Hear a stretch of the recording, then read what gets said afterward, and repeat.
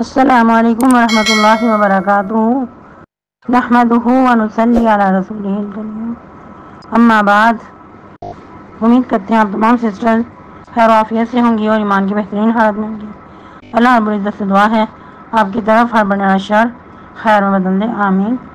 یعنی سسٹر ہم لوگ سورہ یونس آیت مبارکہ 36 تک 63 تک تفسیر اور آیت مبارکہ 67 تک ٹرانسلیشن کر چکے تھے۔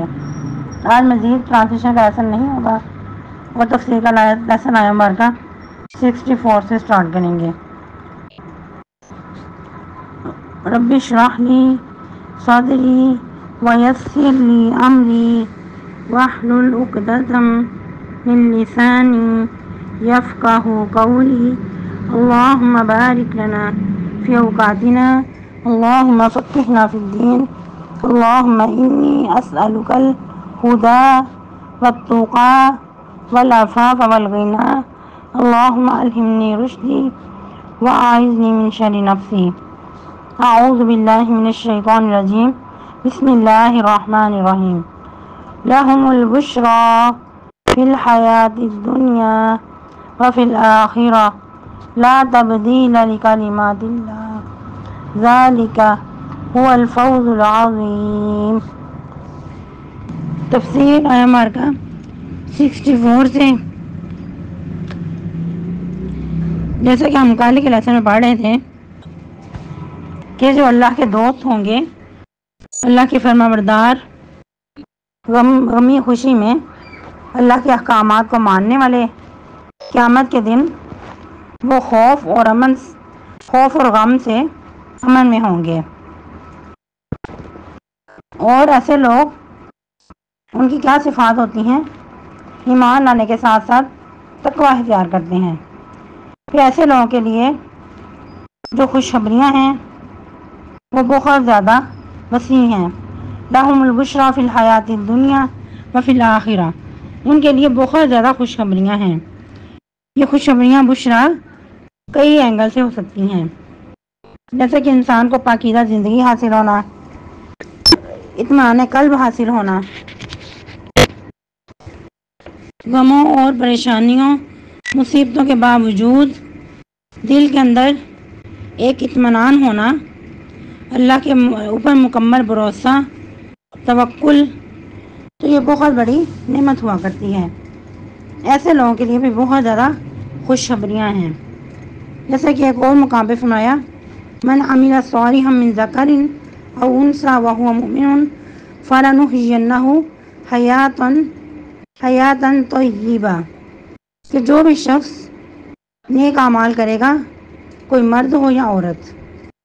ابھی تو دیکھیں کتنا خوبصورت ورڈ ہے، اللہ سبحانہ و تعالیٰ کا کیسا زبردست انصاف ہے کہ جو بھی نیک اعمال کرے گا، کوئی مرد ہو یا عورت، لیکن شرط کیا ہے کہ مومن بھی ہو، تو اس کے لیے ہم پاکیزہ زندگی عطا کریں گے، اس کو جتنی زندگی عطا کریں گے پاکیزگی کی حالت میں۔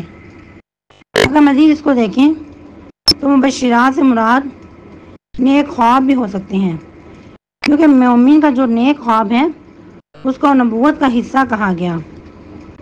جس طرح کہ آپ صلی اللہ علیہ وسلم سے پوچھا گیا کہ مبشرات کیا ہیں، جیسے کہ ابو ہریرہ رضی اللہ تعالیٰ عنہ اس حدیث کے راوی ہیں۔ پوچھا گیا کہ مبشرات کیا ہیں، آپ نے کیا فرمایا؟ لم یبق من النبوۃ الا المبشرات قالوا وما المبشرات قال الرؤیا الصالحہ۔ آپ نے فرمایا کہ نبوت کے حصے میں سے سوائے مبشرات کے کچھ نہیں بچا۔ تو پوچھا گیا کہ مبشرات کیا ہیں، آپ صلی اللہ علیہ وسلم نے فرمایا کہ نیک خواب۔ نیک خواب سے مراد جو سچے خواب ہیں۔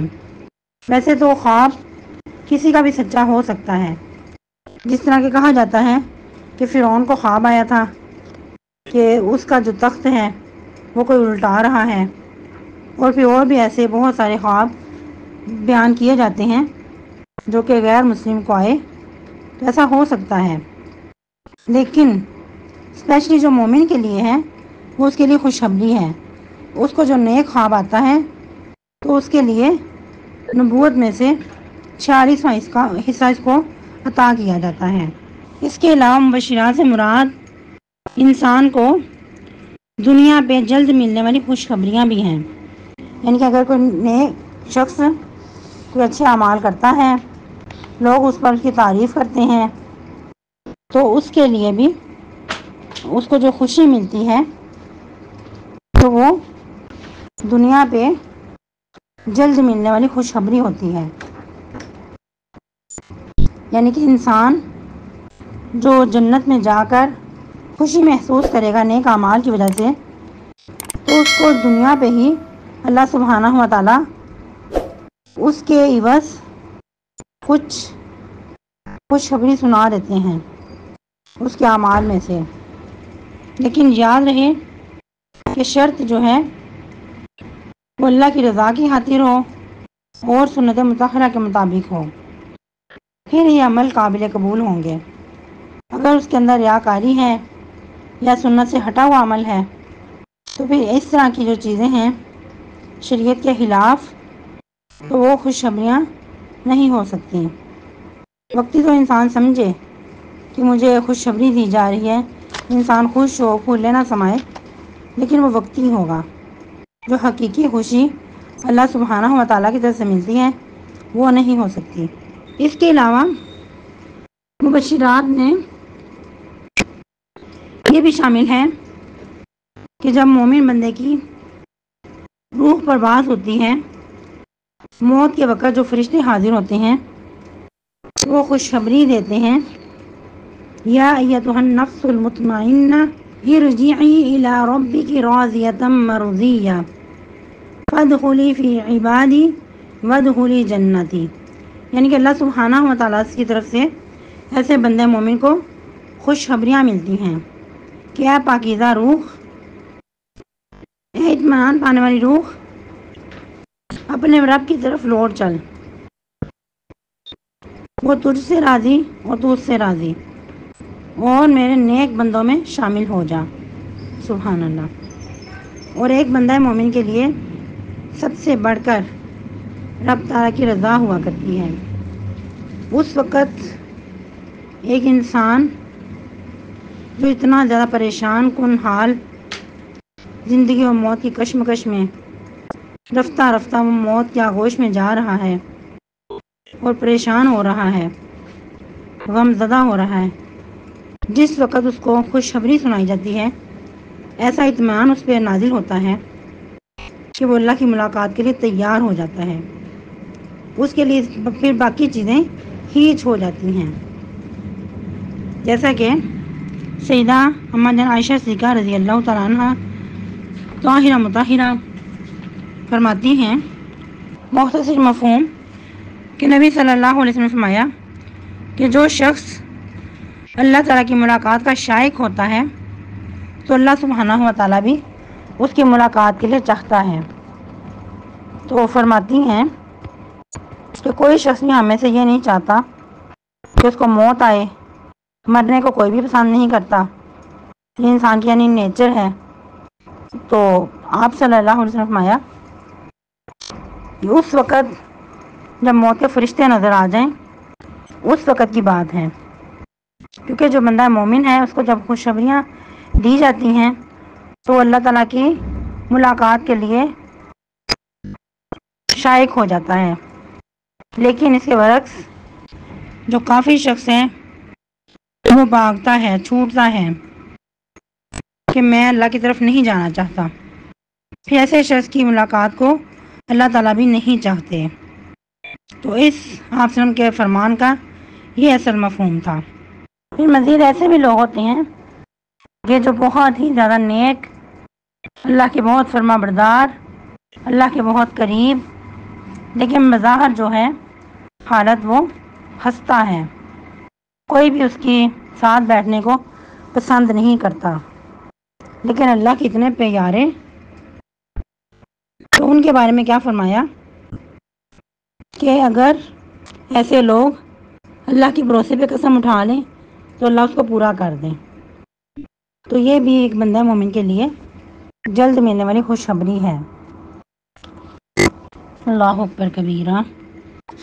مومن کے لیے اللہ سبحانہ و تعالی نے دنیا پہ بھی بہت زیادہ انعامات رکھے ہیں اور آخرت میں بھی، جیسا کہ ایک چھوٹی سی حدیث ہے بہت پیاری۔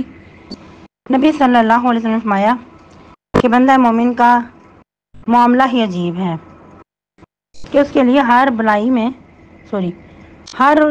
دور میں خیر ہی خیر ہے۔ اگر اس کو خوشی ملتی ہے تو اس پہ بھی شکر ادا کرتا ہے تو اس میں اس کے لیے خیر ہے، بھلائی ہے۔ اگر اس کو مصیبت پہنچتی ہے تو اس پہ صبر کرتا ہے تو اس کے لیے بھی اس میں خیر ہی خیر ہے۔ اللہ اکبر کبیرہ۔ اور بھی جو آخرت میں نعمتیں اللہ سبحانہ و تعالیٰ نے رکھی ہیں وہ تو کمال ہی ہیں، اس کو کوئی زوال نہیں، نہ اس کے چھین جانے کا ڈر، نہ ختم ہونے کا ڈر، اور سب سے بڑھ کے موت کا انسان کو ڈر نہیں ہوگا۔ دنیا پہ انسان کو موت کا ڈر لگا رہتا ہے۔ اگر کوئی بیمار ہے اس کے بارے میں کبھی وہ خود پریشان ہو جاتا ہے، مایوسی کی کیفیت ہونے لگتی ہے کہ پتہ نہیں یہ بیماری میری موت کا سبب ہو گیا۔ جیسا کہ بہت سارے صحابہ کرام کے بارے میں بھی آتا ہے کہ بعض اوقات جب ان کو بیماری لاحق ہوتی تو وہ یہی سمجھتے کہ اب اس کے بعد موت ہی ہے۔ اسی طرح جو قریبی ہوتی ہیں، گھر والے ہوتے ہیں، ان کو بھی اس بات کا ڈر لگا رہتا ہے کہ کہیں یہ ہمارا پیارا موت کے منہ میں نہ چلا جائے، کہیں اس کی موت واقع نہ ہو جائے اس بیماری سے، کیا پتا کہ یہ بیماری اس کی موت کا ہی سبب بن جائے۔ لیکن جو آخرت کی نعمتیں ہیں وہ اس سے مستثنیٰ ہیں۔ جب جنت میں سب چلے جائیں گے، انسانوں کے درمیان فیصلہ کر دیا جائے گا اور جہنم میں جانے والے بھی ان کے بارے میں فیصلہ کر دیا جائے گا، اس وقت موت کو ذبح کر دیا جائے گا۔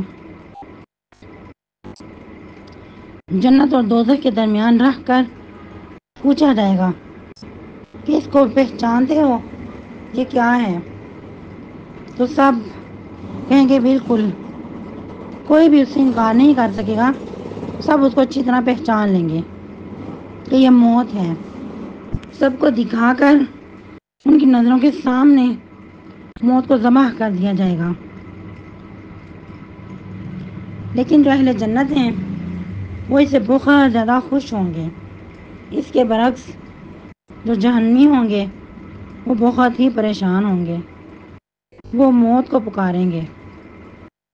ظاہری بات ہے جب وہ پریشان ہوں گے، اتنی جب ان پہ مصیبت واقع ہوگی تو اس وقت یہی کہیں گے کہ ہمیں موت ہی آ جائے۔ لیکن جب موت کو ذبح کر دیا جائے گا اس وقت چیخو پکار کریں گے، واہ ویلا کریں گے۔ لیکن وہ موت کا ذبح ہو جانا مومنین کے لیے بہت بڑی نعمت ہوگی، اور جنت میں ہمیشہ رہنا بھی مومنین کے لیے بہت بڑی خوشخبری ہے۔ اس لیے فرمایا کہ ایسے لوگوں کے لیے دنیا میں بھی خوشخبریاں ہیں اور آخرت میں بھی۔ وہ ساتھ ہی اللہ تعالیٰ فرماتے ہیں لا تبدیل لکلمات اللہ، کہ لوگوں یاد رکھو یہ جو باتیں بیان کی جا رہی ہیں یہ کوئی انسان کی باتیں نہیں، اس میں کوئی رد و بدل نہیں ہے، اللہ کی باتوں کو کوئی تبدیل کرنے والا نہیں، نہ ہی اللہ تعالیٰ اس میں کوئی تبدیلی کرتے ہیں، کیونکہ ومن اصدق من اللہ قیلا، اللہ سے بڑھ کر بات کا سچا کون ہو سکتا ہے؟ اور نہ ہی کسی انسان کے بس کی بات ہے کہ جو کچھ اللہ فرما رہے ہیں اس میں کوئی رد و بدل کر دیا جائے۔ اللہ اکبر کبیرہ۔ پھر اللہ سبحانہ و تعالیٰ فرما رہے ہیں ذالک هو الفوز العظیم، یاد رکھو یہ بہت ہی بڑی کامیابی ہے، جو ان سے گزرتا ہے وہ یقیناً کامیاب ہو جاتا ہے۔ جیسا ہم نے پہلے بھی پڑھا سورہ آل عمران میں فمن زحزح عن النار وَأُدْخِلَ الْجَنَّةَ فَقَدْ فَازَ، جو جہنم سے بچا لیا گیا اور جنت کا داخلہ نصیب ہو گیا تو یہی سب سے بڑی کامیابی ہے۔ تو ادھر بھی اللہ سبحانہ و تعالیٰ ان نعمتوں کو یاد کروا کے فرما رہے ہیں ذَلِكَ هُوَ الْفَوْزُ الْعَظِيمُ، یہ بہت بڑی کامیابی ہے۔ لیکن انسان افسوس کے ساتھ کہ بعض اوقات دنیاوی کامیابی کے پیچھے بھاگتا بھاگتا آخرت کی کامیابی کو فراموش کر دیتا ہے۔ جیسا کہ جو عیسائیوں کا ہرقل بادشاہ تھا، اس کے اوپر ہدایت واضح ہو چکی تھی، اس کے دل نے اس کو تسلیم کر لیا تھا، لیکن جو ظاہری اس کی سلطنت چھن رہی تھی، اس کو اپنے سلطنت کی فکر لگی تو اس نے فوراً سے پینترا بدلا اور کہا کیا لوگوں، میں تو تمہیں چیک کرنے کے لیے ایسا کہہ رہا تھا کہ تم اپنے ایمان میں کتنے مضبوط ہو۔ تو ایسے لوگوں پہ بہت زیادہ افسوس ہوتا ہے کہ جب ان کے پاس بصیرت آ جاتی ہے پھر ایسے وہ ہدایت کو قبول نہیں کرتے، دنیا داری کو سامنے رکھتے ہیں۔ اور اسی طرح جو آپ صلی اللہ علیہ وسلم کے چچا تھے، بہت ہی زیادہ محبت کرنے والے، دین کے بھی معاون، لیکن مرتے وقت بھی کلمہ نصیب نہیں ہوا۔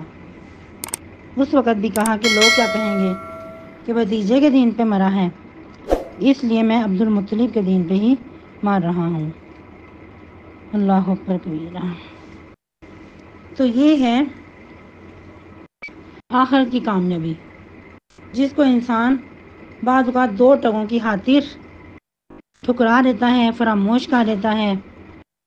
اصل میں بات کیا ہے کہ ایمان دلوں کے اندر راسخ ہی نہیں ہوا۔ اگر دلوں کے اندر ایمان راسخ ہو جائے، آخرت کو حقیقت کی نگاہ سے دیکھا ہو، تو پھر ایسا انسان دنیا کو پیچھے رکھتا ہے، اس کے لیے سب سے بڑھ کر آخرت ہی ہوتی ہے۔ اللہ سبحانہ و تعالیٰ سے دعا ہے کہ دنیا کے ساتھ ساتھ ہمیں آخرت کی بھی فکر لگ جائے، جیسے فکر لگنے کا حق ہے، پھر انشاءاللہ دنیا میں بھی کامیابی اور آخرت میں بھی کامیابی۔ لیکن ہمارا معاملہ اس کے برعکس ہے، ہم لوگ ایکسٹریم پہ چلے جاتے ہیں، یا تو پھر ہم دنیا کے ہی ہو کے رہ جاتے ہیں یا پھر آخرت کے ہی۔ پھر دنیا کی ہر نعمت کو ہم ٹھکرا دیتے ہیں کہ یہ تو دنیاوی نعمتیں ہیں، ان کو استعمال نہیں کرنا۔ حالانکہ دنیاوی نعمتیں استعمال کرنا غلط نہیں ہے، لیکن ایک لمٹ تک، ایک حد تک، ایک طریقے سے آخرت کو سامنے رکھتے ہوئے اگر دنیا کی نعمتیں بھی استعمال کریں گے تو یقیناً اس میں بھی اجر ہوگا۔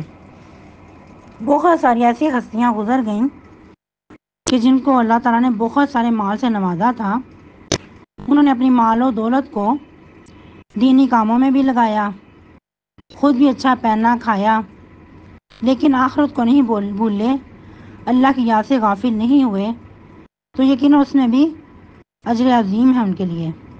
جس طرح کہ سرفرشت سیدنا سلیمان علیہ السلام اور بھی بہت سارے صحابہ کرام بھی تھے جن کے پاس بہت زیادہ دولت تھی، جو کہ انہوں نے اسلام کو بہت زیادہ فائدہ پہنچایا، غرباء کا بہت خیال رکھا، اور پھر ایسا جو مال ہے وہ انسان کے لیے وبال جان نہیں بلکہ آخرت کے لیے بھی ذخیرہ ہے۔